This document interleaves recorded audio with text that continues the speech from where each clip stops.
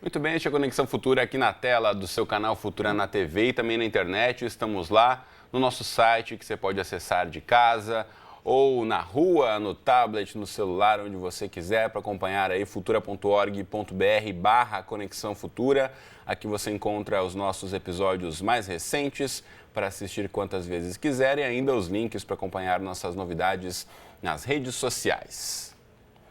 E quem nunca ouviu falar em pressão alta? Pois é, a hipertensão arterial é uma doença caracterizada pela elevação dos níveis tensionais no sangue. É um problema tão sério por aqui que chega a afetar 2 em cada 10 brasileiros. Segundo a Organização Mundial da Saúde, a hipertensão é a principal causa de morte no mundo, pois pode favorecer uma série de outras doenças. Então, para falar sobre hábitos saudáveis e prevenção, no programa de hoje, a gente recebe aqui no estúdio, ao meu lado, está a Alice Amaral, que é nutróloga. Bem-vinda, Alice. Tudo bem com você? Tudo bem, é um prazer muito grande estar aqui. O prazer é nosso em recebê-la e também conosco o cardiologista Marcos Benchimol. Ele é professor da Universidade Federal do Rio de Janeiro e médico do Hospital Universitário da UFRJ. Bem-vindo, doutor. Tudo bem com você? Tudo bem. Boa tarde. É um prazer estar aqui. Prazer é nosso em recebê-lo também e você em casa, como sempre, é nosso convidado para ficar atento aí às dicas que podem fazer a diferença aí para a sua saúde e de toda a sua família.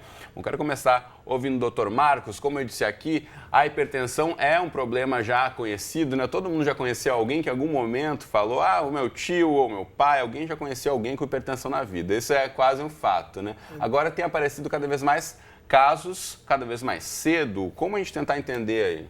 Pois é, a hipertensão, a título de conceito, é uma elevação da pressão arterial de forma mantida, de forma sustentada. Acima de 140/90, melhor conhecido como 14 por 9. 14 por 9, né? De forma mantida, ela é diagnosticada como hipertensão arterial. À medida que o indivíduo vai envelhecendo, a prevalência da hipertensão vai aumentando. Acima dos 70 anos, por exemplo, 75% da população vai ter hipertensão arterial. Entretanto, mais a miúde agora com os hábitos pouco saudáveis, muito tempo no computador, alimentos processados, ricos em gordura e sal, pouca atividade física, com o incremento da obesidade, nós estamos começando a ver doenças que eram habitualmente do idoso em faixas etárias mais jovens. Diabetes tipo 2, que era do idoso, a gente está vendo indivíduos jovens, a hipertensão arterial, e várias, obesidade, diabetes, várias doenças, colesterol alto, várias doenças que eram típicas de uma população mais velha em pessoas mais jovens, infelizmente. Agora, Alice, muito, como disse o Dr. Marcos, tem a ver com os hábitos, né? Não saudáveis, e a alimentação parece que tem aí um fator muito importante também para a gente tentar pensar em prevenção, né? Com certeza. Antigamente a gente falava você é o que você come, hoje em dia a gente fala o que você come determina o que você é. As pessoas cada vez querem mais praticidade ao comer, elas não querem investir tempo preparando o próprio alimento, né? Então, com isso, a indústria alimentícia ela cresceu muito e o compromisso da indústria alimentícia não é com saúde, é com praticidade e sabor. Se o alimento ele for prático de ser consumido e agradável ao paladar, pronto, fechou. E com isso a gente vai perdendo qualidade de vida, a gente vai perdendo saúde e cada vez mais manifestando N doenças. A hipertensão arterial, ela é uma doença, digamos assim, que a principal causa seria genética, né? Então, se você tem um pai hipertenso, uma mãe hipertensa, uma família com predisposição à hipertensão, você é um forte candidato a manifestar uma hipertensão. Mas nós já sabemos, depois de 2003, do projeto Genoma, que genética não é destino, você não é refém da sua genética. A gente tem a epigenética. Então, o que é epigenética? Eu venho de uma família onde todo mundo é hipertenso, mas se eu tiver hábitos alimentares saudáveis, fizer uma atividade física regular, tentar, na medida do possível, controlar o meu estresse, eu consigo chegar a uma idade mais tardia da vida, e hoje em dia é isso que a gente quer, sem deixar manifestar. Eu vou silenciar os genes da doença e manifestar os genes da saúde. Então, cada vez mais a população está mais velha, ela está envelhecendo mais, e se ela não cuidar, cada vez vão aparecendo mais doenças, porque não adianta nada eu prolongar a minha vida, eu chegar aos 90 anos de idade, se quando chego aos 70, aos 80, 70 já estou com Alzheimer e já nem lembro mais o nome dos meus filhos. Então, nós como médicos, a nossa principal função é essa, é dar qualidade de vida aos anos a serem vividos.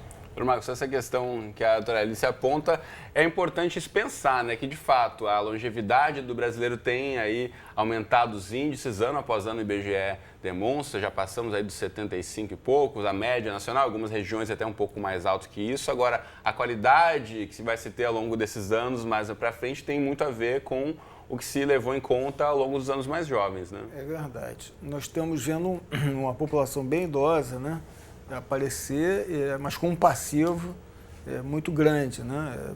Problemas degenerativos, problemas cardiovasculares e problemas cerebrais muito grandes, né? Quadros demenciais. Esses problemas, alguns podem ser prevenidos, não todos, né? Alguns fazem parte de doenças ainda não muito bem conhecidas, que precisam ser melhor estudados, como Alzheimer. Não está muito claro como é que a gente consegue prevenir isso. Mas tem algumas outras doenças, cardiovasculares, por exemplo, que são doenças que têm fatores de risco bem conhecidos e que alguns desses fatores de risco podem ser evitados. Por exemplo, o controle da hipertensão, o não fumar, o consumo moderado da bebida alcoólica, o combate ao sedentarismo, da obesidade.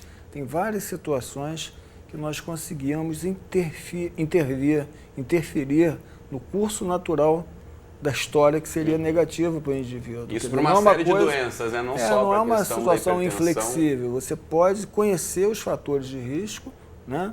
Colesterol é alto, posso tratar o colesterol alto com dieta ou eventualmente com medicamentos? Sim, isso é um fator de risco evitável. A pressão está alta, isso aumenta o risco de eu ter um AVC, um derrame? Sim. Pode-se controlar essa hipertensão? Pode. Então você pode reduzir bastante o risco dele desenvolver um AVC, né, um acidente vascular encefálico, vulgo derrame, que pode deixá-lo incapacitado e eventualmente até demenciado, que seja um estorvo, né, para a família inteira, ou um problema de saúde pública, um custo altíssimo para o sistema de saúde, qualidade de vida do próprio totalmente deteriorada, em que algumas medidas que são relativamente simples poderiam ter sido implementadas no sentido de reduzir esse risco. Então, em cima disso, que algumas atitudes dos indivíduos, políticas públicas, indústria, saúde pública, tudo isso tem que ser implementado em conjunto, até na escola tem que começar a ser, nas famílias, nas escolas. Uma mudança de comportamento mudança geral, de cultura. um olhar diferente diferenciado em relação ao consumo também.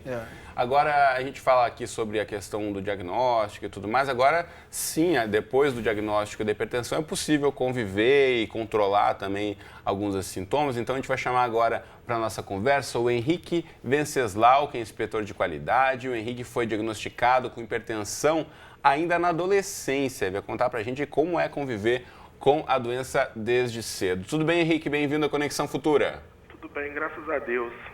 Obrigado aí por topar, abrir um pouquinho a sua história pra gente. Agora eu quero saber quais sintomas fizeram você primeiro buscar um médico. Você tinha 16, 17 anos quando teve o diagnóstico. Como é que foi perceber que tinha alguma coisa errada e procurar ajuda? Isso, na época da minha adolescência, eu apresentei sangramento nasal, dor de cabeça muito forte. E eu e meus familiares, a gente correu atrás para ver, porque já tinha essa tendência de pressão alta na família. Então, quando eu consultei o cardiologista a primeira vez, eu já estava com a pressão bem alterada. E aí a gente foi correr atrás para tratar com medicamento e dieta, né, que eu sou obeso. E já estou no grupo de risco, né, de 2 vezes. Agora, desde que houve esse diagnóstico, o que mudou no seu dia a dia em relação aos cuidados, às suas práticas diárias aí? Alimentação principalmente, né? Comida com muito sal, nem pensar. O medicamento tem que ser religioso e tá sempre fazendo um controle, porque às vezes mesmo tomando medicamento no horário certinho, às vezes a pressão pode estar descontrolada por estresse ou por consumir alguma comida que esteja mais salgada. Isso faz descontrolar a pressão mesmo tomando remédio. Agora, Henrique, você está com 30 anos, certo? 30 anos, certo. Então quase metade da sua vida você já conviveu com ela hipertenso. Isso, metade da minha vida eu já cuido de pressão. Bom, e nesse tempo, você teve algum tipo de complicação ou você conseguiu controlar bem? Como é que tem sido aí conviver com a hipertensão?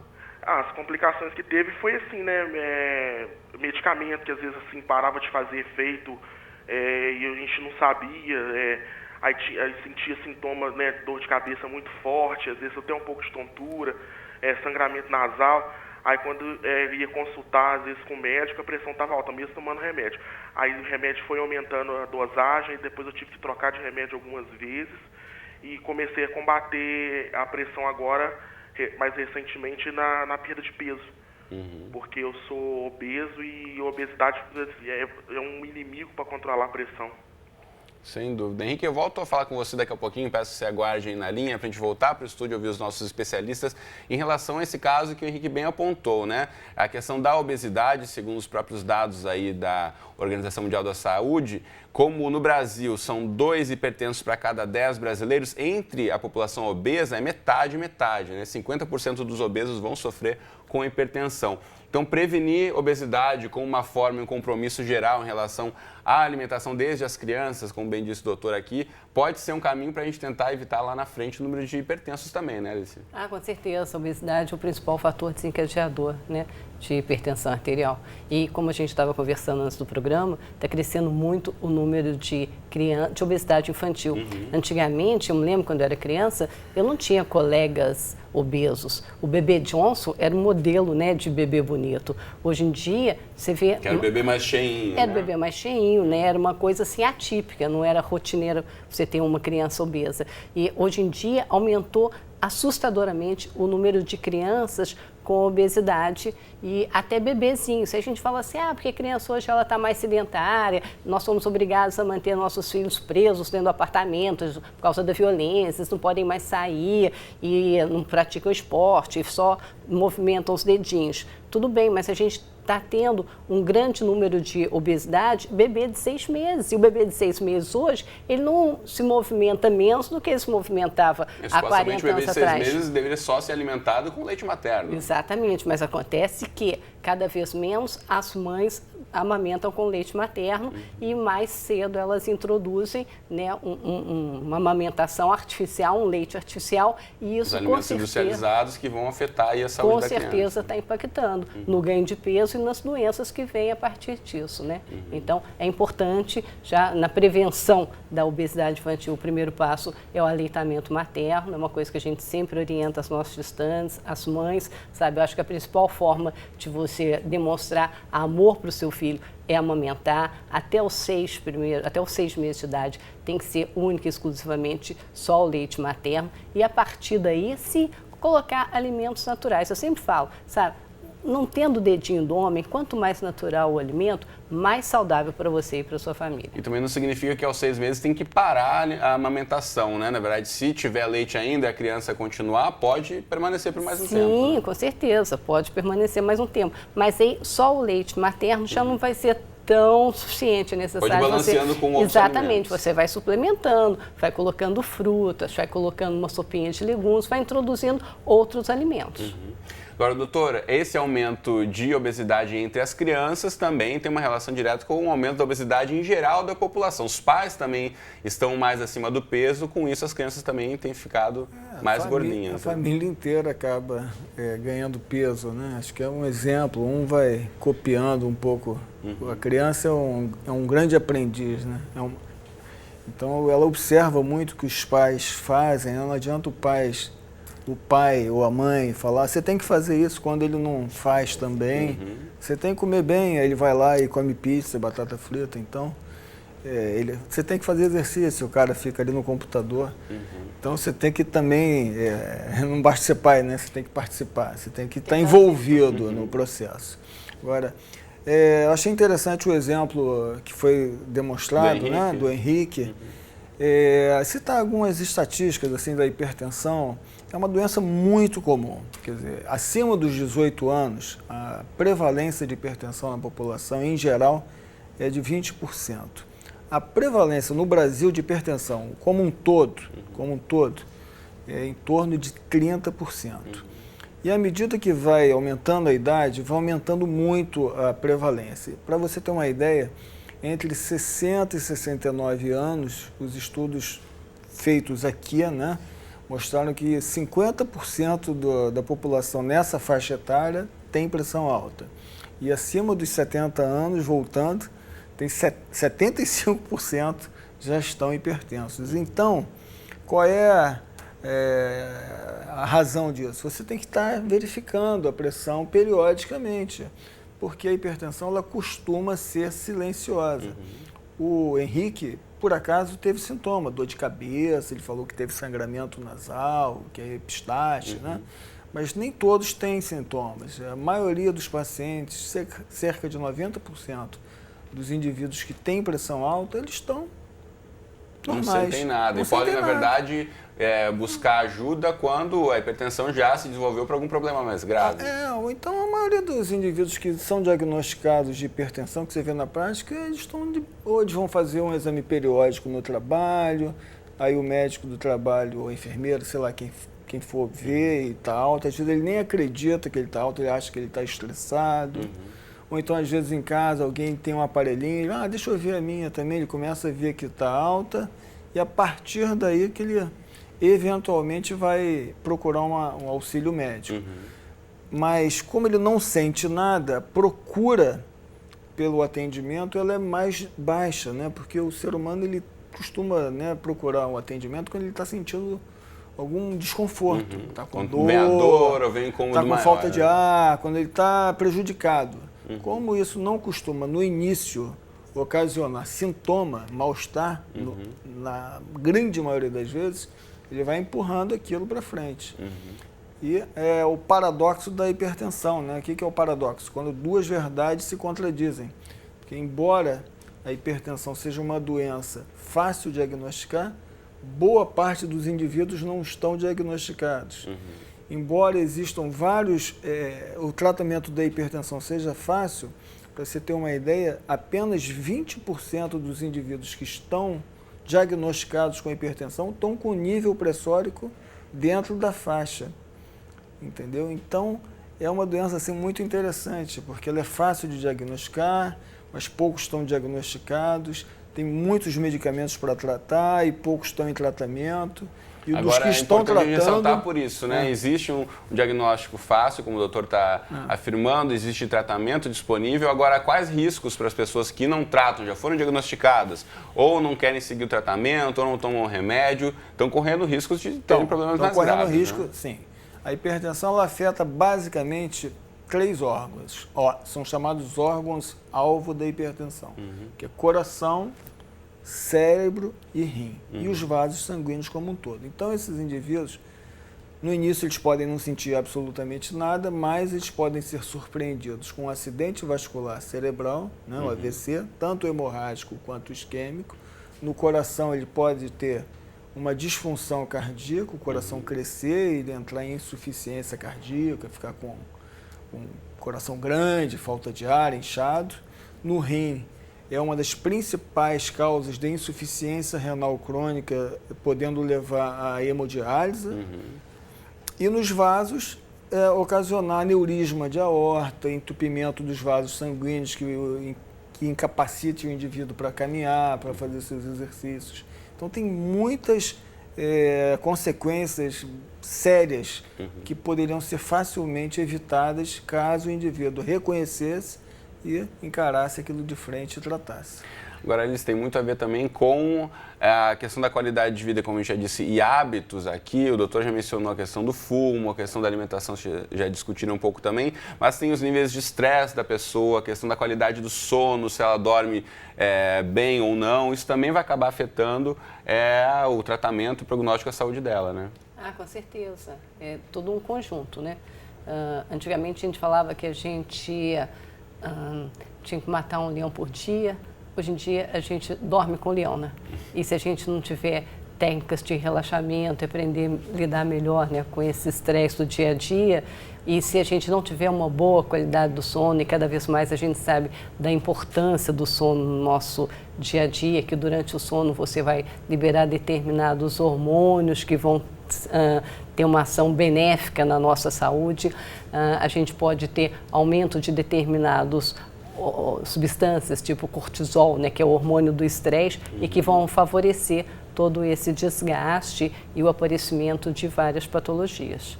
Então, é importante a gente aprender a lidar com essa questão do nosso dia a dia estressante, sim.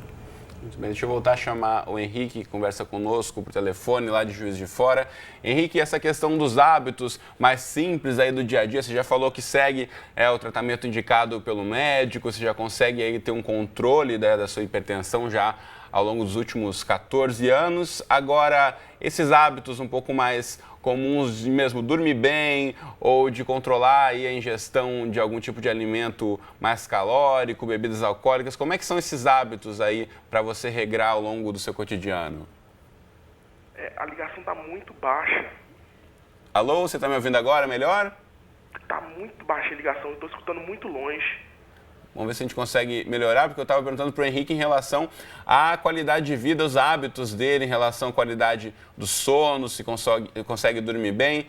A gente está com o Henrique na linha ainda? Tô aqui na linha, agora melhorou um pouquinho. Ah, melhorou, beleza. Então, Henrique, conta pra gente, a gente falava aqui sobre a questão do tratamento, você consegue aí dormir as horas indicadas pelo médico, pelo menos para ter um pouco de um descanso aí, para conseguir levar o seu dia a dia menos estressante e com isso contribuir para o seu tratamento de hipertensão?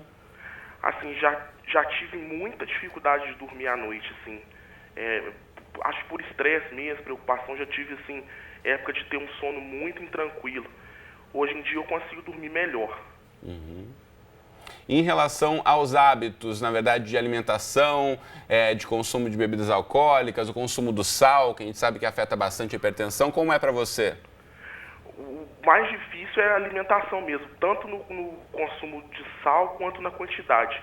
Porque assim, eu tenho essa obesidade que é bem resistente, assim, agora eu consegui perder bastante peso, mas ainda não está o ideal. Eu quero ainda perder mais peso para tentar estar controlando essa pressão. Mas a questão da alimentação é o mais difícil. Bom, mas é isso aí, que você consiga perseverar e continuar esse tratamento para ficar cada vez mais saudável, hein, Henrique? Quero falar com você novamente aqui, você contando como é que foi melhorar ao longo dos anos a qualidade de vida, tá bom? Tá certo. Beleza, então muito obrigado por ter compartilhado essa história com a gente. Obrigado a vocês. Muito bem, a gente está quase chegando ao finzinho aqui do programa. É importante pegar esse recado mesmo que o Henrique passou para a gente. Não é fácil muitas vezes, né, doutor? Queria ouvir uma conclusão de vocês em relação a isso. Mas o paciente tem que ser perseverante e não desistir também, não deixar o tratamento de lado. Quem pode concluir para a gente? Eu acho que na vida tudo você tem que ter foco, né? Então, você tem que traçar metas, você tem que ter objetivo. E se por acaso o seu objetivo é ser uma pessoa saudável, não é porque é final de semana, não é porque é férias, não é porque é feriado, que você vai chutar o pau da barraca e mudar o seu foco. Mais uma vez eu vou repetir, você é o que você come determina o que você é e como você vai viver. Então a gente quer ter vida longa, mas acima de tudo a gente quer ter saúde para usufruir desses anos a serem vividos ao lado das pessoas que a gente ama. Sem dúvida. Muito bem, doutora, quer concluir? Ela explicou muito bem, concordo. Em relação ao foco assim, que a gente está falando da hipertensão, tem que lembrar que alguns aspectos são importantes, pertinentes, que o tratamento da hipertensão é um tripé, né? Mudanças de hábitos de vida, que incluem alimentação saudável, exercício físico e o tratamento. Em relação ao tratamento, o tratamento ele é contínuo e tem que ser acompanhado. Então, um erro que é muito frequente é o indivíduo tomar uma caixinha do remédio e achar que tá bom, né? Aí ele volta pronto. 6 meses depois ele volta na consulta, aí vem com a pressão alta e falou, não, você está tomando remédio? Tomei aquela caixa que parou há 3 meses atrás. Então, o tratamento ele é continuado, isso dá um certo trabalho, né? Mas aqui, pelo menos no Brasil, é um dos poucos lugares do mundo em que você tem um programa de saúde da família, em que os indivíduos são acompanhados, alguns medicamentos são fornecidos de forma gratuita. Então, ainda tem um certo grau de adesão, que é até um pouco maior do que outros locais, e isso tem que ser bem enfatizado. Muito bacana, então. Então, com essas reflexões, a gente deixa aí a bola com você para refletir sobre como cuidar melhor da sua saúde. Agradeço aqui aos nossos convidados hoje. Muito obrigado pela presença no Conexão de hoje. Um prazer conversar com vocês. Valeu. Você de casa, obrigado pela companhia de sempre. Conexão vai ao ar de segunda a sexta aqui na tela do Futura ou qualquer hora do dia e da noite. Temos aquele encontro marcado no nosso site, horários, endereço, tudo aqui embaixo. Um abraço e até a próxima.